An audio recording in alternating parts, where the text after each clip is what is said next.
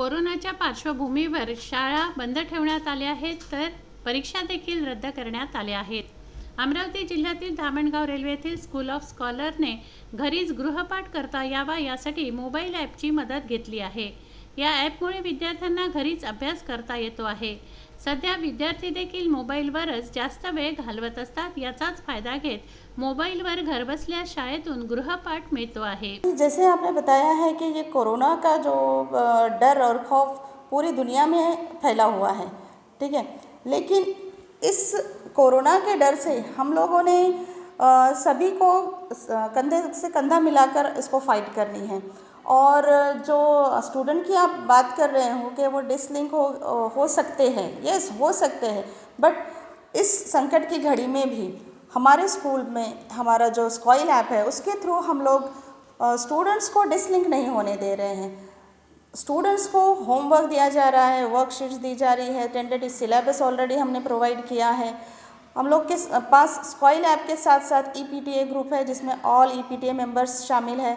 उसके अलावा class wise WhatsApp group हमारे बने हुए हैं जिसके थ्रू हमारा स्टूडेंट्स, हमारे पेरेंट डायरेक्टली लिंक उनकी बनी हुई है स्कूल के साथ। सो पेरेंट्स भी बच्चों को घर पर ही आइसोलेट करके उनका जो स्टडी वर्क है वो डिसलिंक ना होने देते हुए उनके साथ स्टडी उनसे करवा रहे हैं, उनका होमवर्क हो रहा है और बड़े इंटरेस्ट के साथ बच्चा वो सारी चीज़ें घर पर बैठे बैठे आइसोलेट होकर सेफ वे में वो अपने स्टडी के साथ लिंक है।